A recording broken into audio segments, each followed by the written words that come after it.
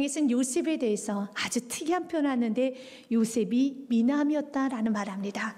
6절 말씀에 보면 요셉에게 보디발은 모든 집안의 상을 다 맡깁니다. 가정이 총무로 삼습니다. 주인이 그 소유를 다 요셉의 손에 위탁하고 자기가 먹는 음식 외에는 간섭하지 아니하였더라. 요셉은 용모가 빼어나고 아름다웠더라 라고 되어 있습니다. 용모가 빼어났다는 것은 아주 잘생겼다는 거예요. 탁월했다는 것입니다. 100년에 한 번 나올까 말까 할 정도로 굉장히 잘생겼어요. 핸섬했습니다. 여러분의 자녀를 낳으면 잘생긴 자녀가 되기 원합니까? 좀 못생긴 자녀가 나오기 원합니까? 우리 다 잘생기기 원합니다. 우리 모두 아름다워지기 원합니다. 잘생기는 건 장점이에요. 장점입니다. 여러분 시원시원하게 생기고 이목구비가 뚜렷하고 또 말도 잘하고 재능도 많고 유머러스하고 또한 매력이 있는 사람들이 있어요. 이건 다 장점이죠. 동일한 말을 해도 어떤 사람의 입에 거쳐지면 아주 재미가 나요. 그래서 동일한 유머를 해도 그 사람 입에 가면 아주 슬퍼지는 사람이 있어요. 여러분 그건 재능이 없는 거예요. 어떤 사람 별로 재미도 없는데 그 사람 입에만 가면 얼굴부터 봐도 그렇게 재밌고 그 사람이 하는 말은 정말 너무너무 그렇게 감칠맛 나요. 그건 재능이죠. 그건 장점이죠. 여러분의 얼굴 평균 이상으로 쓸데없이 너무 잘생기신 분들, 일단 여러분 너무 예쁘신 분들, 너무 재능이 많고 많은 사람들이 자꾸 집중받고 많은 사람들이 칭찬도 많이 받고 있으신 우리 교우님들이라면 사랑하는 여러분, 여러분의 장점이 어떤 누군가의 마음을 흔들 수 있다는 것도 알고 조심할 수 있어야 돼요. 요셉은 너무 잘생겨서 보디발 아내의 마음이 지금 뒤흔들어 버렸습니다. 뒤흔들어 버렸어요. 여러분의 장점은 누군가의 마음을 흔들 수 있습니다. 여러분의 장점은 누군가가 시기질투할 수 있습니다. 또한 여러분의 장점 때문에 여러분이 올무에 걸릴 수도 있습니다. 그래서 지혜로운 사람은요, 자기 장점을 드러내는 것이 아니라 그 장점을 통제하고 다스릴 수 있어야 되는 것입니다. 요셉은 탁월할 정도로 잘생겼기 때문에 요셉은 더 경건의 생활을 했어요. 더 언행을 깨끗하게 하였습니다. 여러분도 여러분 자신을 위하여서 기도할 때, 또 여러분 자녀를 축복할 때, 주님 내 자녀 많이 축복해 주시고 내 자녀가 탁월하게 해주시고 내 자녀가 모든 걸 다 갖출 수 있게 해주세요 라고 기도도 하는 것도 중요하지만 더 중요한 기도가 있습니다. 주님 이 모든 하나님 주신 축복을 다스릴 수 있고 통제할 수 있는 능력도 허락하여 주시옵소서. 이 장점 때문에 누군가에 유혹하지 않게 하시고 누군가의 마음을 흔들지 않게 하시고 교만해지지 않게 하여 주시고 여러분 하나님과 멀어지는 일은 없도록 주님께서 허락하여 주시옵소서. 그래서 여러분들이 축복만 구하는 것이 아니라 하나님 이 축복으로 인해서 하나님과 멀어지는 일은 있지 않도록 주여 나를 붙들어 주시옵소서. 잠언 30장 말씀에 보면은 아굴의 기도가 나옵니다. 아굴은 두 가지를 넣고 주님 앞에 기도를 합니다. 내가 두 가지를 주께 구하였사오니 내가 죽기 전에 내게 거절하지 마옵소서. 8절 말씀에 보면 곧 헛된 것과 거짓말을 내게서 멀리 하옵시며 또한 나를 가난하게도 마옵시고 부하게도 마옵시고 오직 필요한 양식을 나를 먹이시옵소서. 필요한 것만 달라는 겁니다. 내게 필요한 예물만 주시고 내게 필요한 재능만 주시고 내가 교만하지 않는 범위 내에서 하나님께 필요한 것만 주시옵소서. 왜냐하면 9절 말씀에 보면 같이 읽습니다. 혹 내가 배불러서 하나님을 모른다 여호와가 누구냐 할까 하며 혹 내가 가난하여 도둑질하고 내 하나님의 이름을 유혹되게 할까 두려워함이니이다. 하나님, 하나님께서 주신 축복 때문에 하나님 모른다 하는 일이 없도록 주님 나를 좀 붙들어 주시고 하나님 내가 너무 배고파서 내가 너무 연약해서 또 하나님을 모른다 하지 않도록 주님 나를 넉넉하게 채워 주시옵소서. 우리 기도의 요점이 무엇입니까? 하나님과 교제하는데 방해되지 않는 만큼 주님 내게 축복하여 주시옵소서. 요셉은 하나님께서 외모의 축복을 주셨어요. 그래서 그는 너무 잘생긴 거예요. 탁월할 정도로 잘생겼습니다. 그러나 하나님께 주신 그 축복을 그는 올무가 되지 않도록 더 경건하게 살아요. 더 언행을 깨끗하게 합니다. 여러분 7절 말씀은 이렇게 돼 있잖아요. 요셉에게 눈치다가 동침하기를 청하니 그때 요셉은 단호하게 거절을 합니다. 저와 여러분이 이런 은혜가 있어야 됩니다. 8절 말씀 같이 읽습니다. 요셉이 거절하며 자기 주인의 아내에게 이르되 내 주인이 집안의 모든 소유를 간섭하지 아니하고 다 내 손에 위탁하였으니 아멘.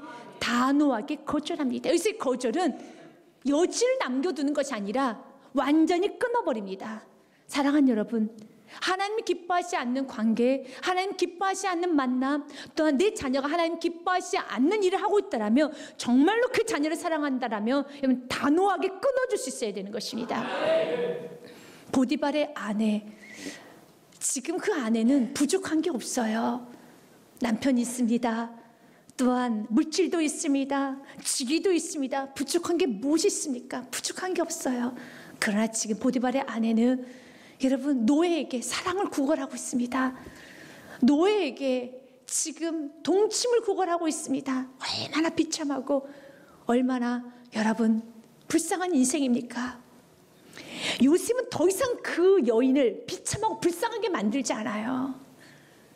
그 여인을 불쌍하고 비참하게 만들지 않는 유일한 방법은 정확하게 거절, 정확하게 끊어주는 것입니다. 그 여인을 가지고 놀지 않아요. 그 여인을 더 이상 불쌍한 여인을 만들지 않습니다. 비참하게 만들지 않습니다. 진짜로 여러분 자녀를 사랑하고 여러분 가족을 사랑하고 누군가 사랑하고 있더라면 그 사람이 비참한 생활을 하지 않도록, 지저분한 생활을 하지 않도록 끊어줄 건 단호하게 끊어주시는 축복이 있어야 되는 것입니다. 정확하게 끊어줍니다. 주인마님, 그러시면 안 됩니다. 단호히 거절해요. 그가 거절을 하면서 첫 번째로는 그 여인에게 이렇게 말합니다. 주인의 아내에게 이르되 내 주인이 집안의 모든 소유를 간섭하지 아니하고 다 내 손에 위탁하였으나 9절 말씀에 이 집에는 나보다 큰 이가 없으며 주인이 아무것도 내게 금하지 아니하였어도 금한 것은 당신뿐이니 당신은 그의 아내입니다. 그렇습니다. 가장 먼저 상식을 이야기합니다. 도덕을 이야기합니다. 윤리를 이야기합니다. 우리 그리스도인들은 상식이 있어야 돼요. 당연히 예수 그리스도를 만나게 되면 상식적인 사람이 됩니다. 도덕적인 사람 됩니다. 윤리적인 사람 됩니다. 누구나 다 하는 것입니다. 남의 여자, 남의 아내, 남의 물건을 탐해서는 안 되는 것입니다. 이건 지극히 당연한 것입니다. 그러면서 요셉은 아주 자세하게 설명을 해줍니다. 그럴 때 오늘 이 9절의 말씀을 읽다 보면 보디발이 요셉에게 이렇게 말했을까요? 요셉아, 내가 너에게 가정의 총무로서 가정의 재반상 모든 걸 다 맡길 테니까 이 소유는 다 마치 너 것처럼 너의 마음대로 사용하여라 라고 그에게 모든 일임했을 겁니다. 그러면서 이렇게 말했을까요? 그러나 요셉 기억해, 내 아내는 그러면 안 돼, 내 아내는 너의 소유가 아니야 라는 말을 했을까요? 그렇게 말할 필요가 없어요. 그런 말을 할 필요가 없는 겁니다. 그런 상식이거든요. 그러나 지금 이 여인은 상식이 없습니다. 이 여인은 지금 여러분 기준이 없습니다. 그래서 정확하게 상식을 꿰쳐주는 거예요. 이 세상은 상식이 없는 시대와 같습니다. 그럴 때 우리는 깨우쳐줘야 돼요. 가장 기본부터 가르쳐 주셔야 되는 겁니다. 남의 걸 탐해서는 안 됩니다. 남의 여자, 남의 남자를 탐해서는 안 됩니다. 남의 물건 훔쳐서는 안 되는 것입니다. 결혼은 남자, 여자가 하는 것입니다. 여러분 또한 폭력을 써서는 안 되는 것입니다. 부모님을 공경해야 됩니다. 어른을 우대해야 되는 것입니다. 심는 대로 거두는 것입니다. 가장 극히 상식적인 것. 우리가 이런 상식적인 것은 우리 그리스도인들은 예수 그리스도를 만나면 당연히 알게 되는 것이고, 또한 우리는 그 상식을 선포할 수 있어야 돼요. 만약 우리 그리스도인들의 상식 이하의 삶을 살고 있다면 그건 철저히 주님 앞에 회개를 해야 되는 것입니다. 우리는 상식 이상의 삶을 살아야 돼요. 지금 요셉은 상식적인 이야기를 해요. 주인님은 바로 보디발의 것입니다. 여주인님, 당신은 지금 보디발의 것입니다 라고 하면서 그 다음에는 나는 당신을 거절합니다. 그 이유는 하나님 앞에 죄를 범할 수 없습니다. 이것이 우리 그리스도인의 삶이에요. 이제 상식을 뛰어넘어서 내가 짓고 있는 이 죄가 누구 앞에서 지은 죄인가를 분명히 아시기 바라겠습니다. 그런즉 내가 어찌 이 큰 악을 행하여 하나님께 죄를 지으리까? 하나님께 죄 지을 수 없습니다. 여러분, 우리가 언제 죄가 끊어진지 아십니까? 하나님이 나를 보고 있고 하나님의 사랑 느껴지면 느껴지면 더 이상 죄를 못 지어요. 요셉은 이렇게 고백하는 겁니다. 하나님께서 나를 구원해 주셨다고. 형제들도 나를 버리고 형제들도 나를 외면했지만 하나님은 나를 구원하여 주시고, 세상의 모든 사람들 다 나를 비웃고 내 옷을 벗겼는데도 불구하고 하나님은 나의 벗겨진 그 옷을 다시 입혀주셨고, 나의 친구가 되어주셨고, 나의 외로움에 나의 그 마음을 만져주셨던 내가 그 하나님 앞에 난 더 이상 죄를 지을 수 없습니다. 어찌 하나님께 죄를 지을 수 있겠습니까? 맞습니다. 여러분, 예수님 왜 이 땅에 오셔서 십자가에 죽으셨습니까? 한 가지 이유 때문이에요. 우리가 성격이 못돼서, 아니면 여러분 우리가 뭐 재능이 부족해서, 아닙니다. 죄 때문에 예수님 십자가에 죽으셨어요. 내가 지은 죄 때문에, 교만한 죄, 하나님 믿지 못하는 죄, 하나님 무시하고 하나님 없이 살아갔던 죄, 혼자 인생의 짐을 지고 살았던 모든 교만한 죄, 하나님 믿지 않는 모든 죄를 지고 예수님 십자가에 죽으셨습니다. 다시 또 그 죄를 지면 안 돼요. 다시 예수님 십자가에 못 박고 채찍질해서는 안 되는 것입니다. 다시 예수님의 그 몸에 여러분 그 채찍을 감아서는 안 되는 것입니다. 어찌 내가 그 하나님 앞에 큰 죄를 저지를 수 있겠습니까? 나는 그분의 사랑을 잃어버릴 수가 없습니다. 우리는 로마서 말씀으로 우리는 고백해야 됩니다. 어떤 상황에서도 난 죄짓지 않습니다. 누가 우리를 그리스도의 사랑에서 끊으려? 나 어떤 사랑 받았는데, 내가 어떤 구원 받았는데, 주님은 나의 위로자시고 주님 나의 친구시고 주님 나의 구원자시고 주님 나의 모든 걸 다 덮어주셨는데 나는 절대 주님 그 사랑에서 끊을 수 없다. 환난이나 공고나 박해나 기근이나 적시나 위험이나 칼이라 끊어낼 수 없습니다. 맞아요. 그는 죄를 짓지 않고 하나님을 선택했습니다. 그리고 그는 감옥에 갑니다. 하지만 여러분, 그 감옥에 가는 길은 하나님 앞에서 살았던 그의 삶은 하나님이 보장하여 주십니다. 하나님이 지켜주십니다. 우리 그리스도인들은 하나님을 믿잖아요. 하나님은 여러분 살아계셔요. 모든 것의 주관자이십니다. 죄를 짓는데 이유가 있을 겁니다. 타협하는 이유가 있을 것입니다. 그러나 결국 나 자신을 버리지 못하기 때문에 그래요. 믿음이 없어서 그렇습니다. 요셉은 믿음이 있었어요. 요셉은 그 하나님의 사랑을 배신할 수가 없었어요. 하나님이 나에게 베푸신 그 은혜와 은덕을 배신할 수가 없었어요. 그리고 하나님을 선택합니다. 어떤 상황이 와도, 어떤 환경이 와도, 내가 모든 걸 다 손해본다 할지라도 하나님을 선택해요. 그럴 때 하나님께서 그 인생을 책임져 주신데, 여러분 우리 알잖아요. 여러분 때 하나님이 갚아줄 수도 있지만 만약 갚아주지 못한다면 여러분 후손 대대로 하나님은 다 갚아주십니다. 인생은 아주 짧습니다. 죄 지치고 않고 사는 것이 인생이 가장 유쾌한 인생이에요. 너는 지금도 이겨낼 수 있다라는 그 책, 맥스 루카드가 쓴 책에 보면은 목사님을 향하여서, 또한 목사님 교육자들 향하여서 하는 충고가 좀 나옵니다. 한번 이렇게 생각해 보라는 것입니다. 의미가 있어서 여러분들에게 좀 소개하고자 합니다. 만약 내가 성적으로 타락하면 타격을 받을 사람들 명단을 적어봐. 나는 명단을 적었고 그 명단을 자주 꺼내본다. 대날린 세 딸, 사위, 앞으로 태어날 손자, 손녀, 내 책이나 설교를 한 번이라도 읽고 들었을 사람들, 출판사 직원들, 우리 교회 교육자들, 나는 명단을 볼 때면 이런 생각을 한다. 단 한 번의 실수로 이 모든 것을 잃고 평생 후회와 자책 속에서 살아갈 것이 분명하다. 여러분도 한번 명단을 적어보십시오. 만약 내가 쓰러지면, 만약 내가 죄와 타협하며, 만약 내가 배신하면 너무 많은 사람들이 아파할 거라고 생각하지 않습니까? 그러면 그 길을 가면 안 돼요. 죄는 반드시 대가가 있어요. 그러나 내가 믿음을 선택하고 내가 주의 뜻대로 살아가기 시작하면은 여러분에게 형통이 있지만 대대손손 형통이 있습니다. 하나님은 의인의 자녀는 걸식하는 법이 없습니다. 이사야 33장 2절 말씀에 주님이 이렇게 약속합니다. 주님께서 이렇게 약속합니다. 같이 읽습니다. 시작. 여호와여 우리에게 은혜를 베푸소서. 우리가 주님을 앙망하오니 주는 아침마다 우리의 팔이 되시며 환난 때 우리의 구원이 되소서. 아멘. 아침마다 주님의 도움을 받기 원합니까? 요셉과 같이 타협하지 마시길 바라겠습니다. 요셉과 같이 분명하게 거절하시길 바라겠습니다. 10절 말씀에 이렇게 됐습니다. 여인이 날마다 요셉에게 청하였으나 요셉이 듣지 아니하여 동침하지 아니할 뿐더러 함께 있지도 아니하니라 그랬습니다. 여러분, 날마다입니다. 사단은 한 번 여러분 공격하기 시작했을 때, 여러분 포기할 때까지 단호하게 거절도 했어요. 그럼에도 불구하고 사단은 끝까지 추격합니다. 그때는 깨어 있어야 되는 것입니다.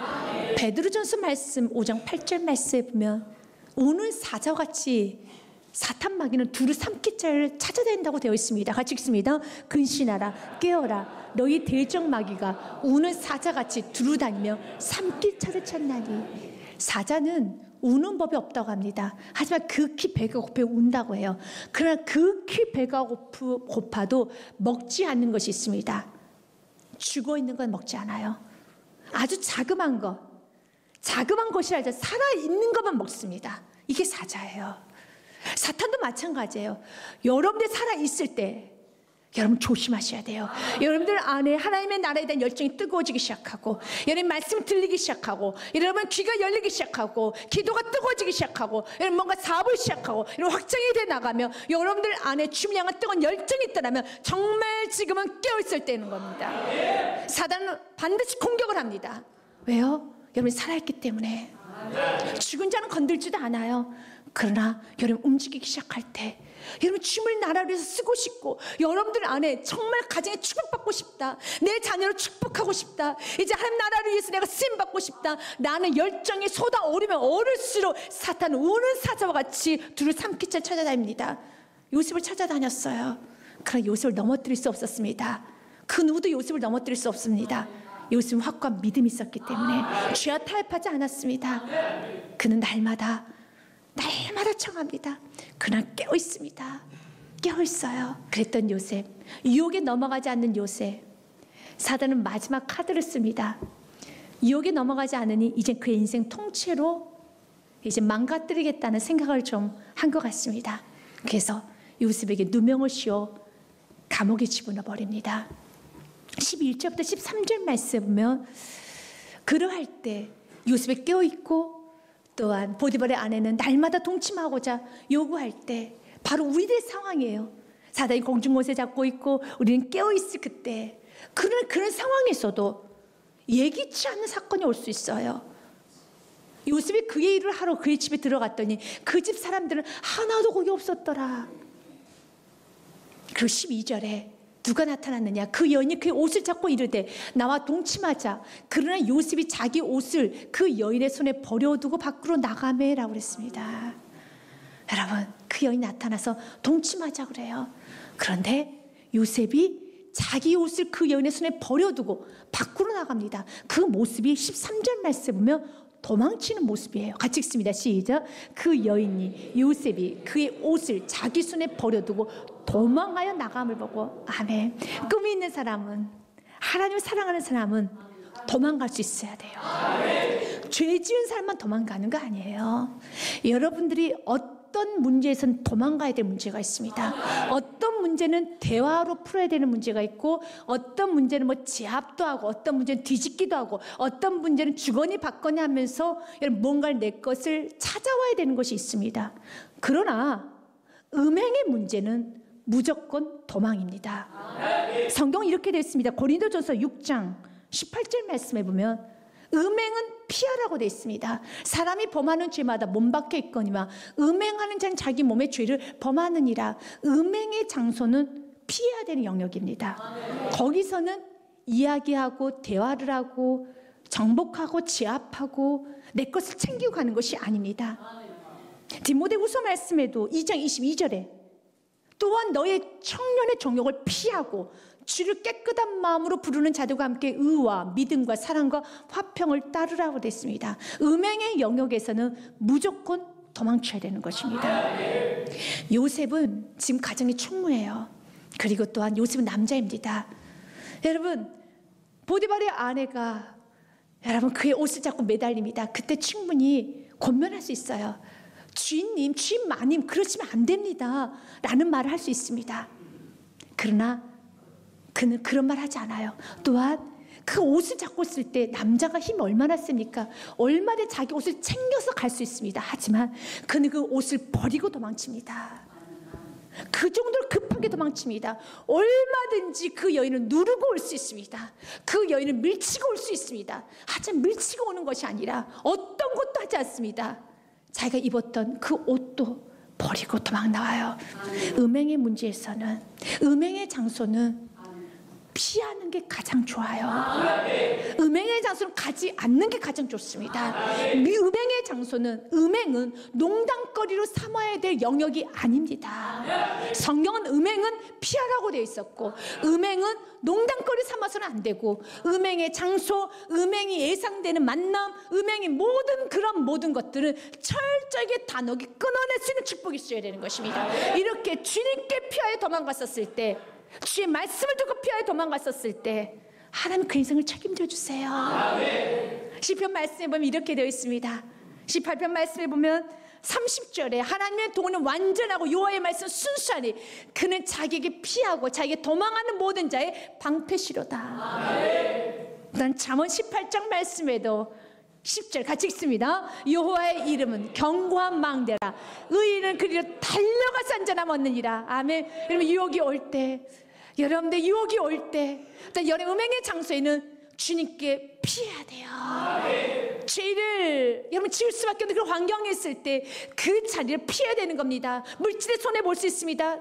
지금 요셉과 같이요. 여러분 정말 내가 억울한 일을 당할 수 있습니다.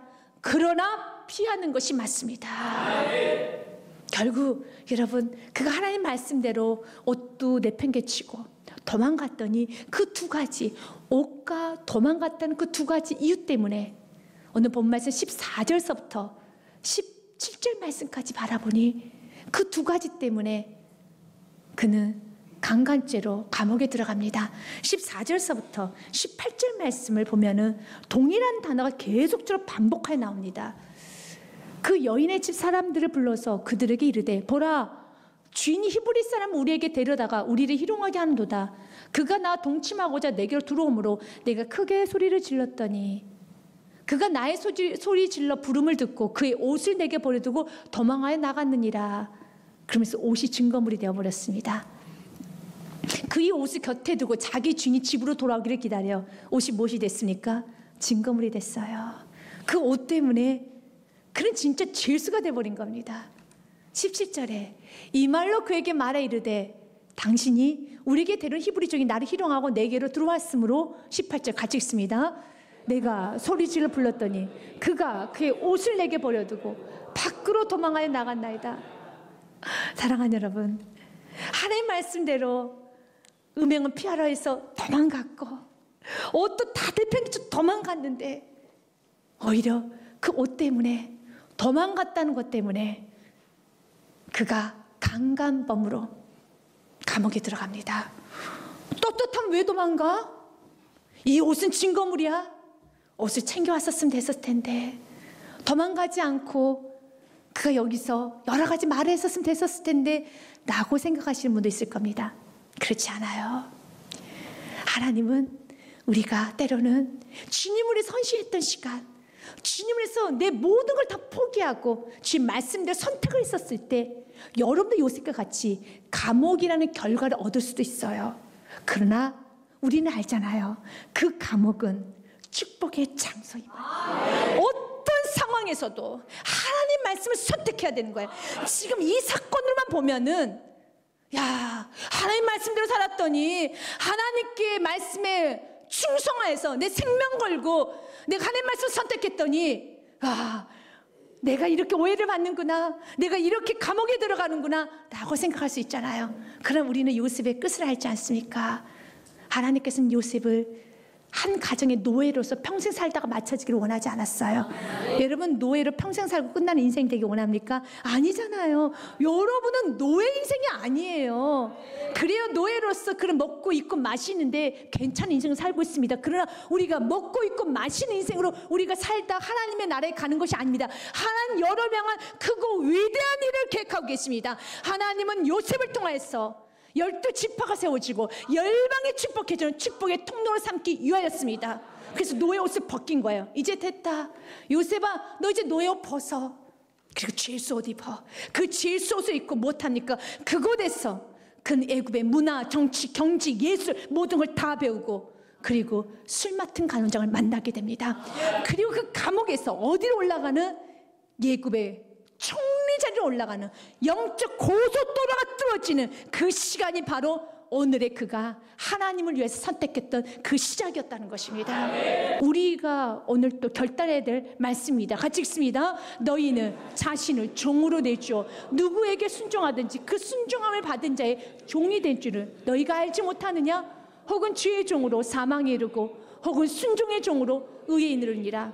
여러분, 지금 누구의 종입니까? 우리가 입술로 하나님의 종이라고 하면 그의 말씀 순종하십시오. 여러분, 지금 누구의 말에 순종하고 있냐에 따라서 지금 여러분의 자신의 생각의 말에 끔 순종하고 있으면 여러분의 자신이 우상입니다.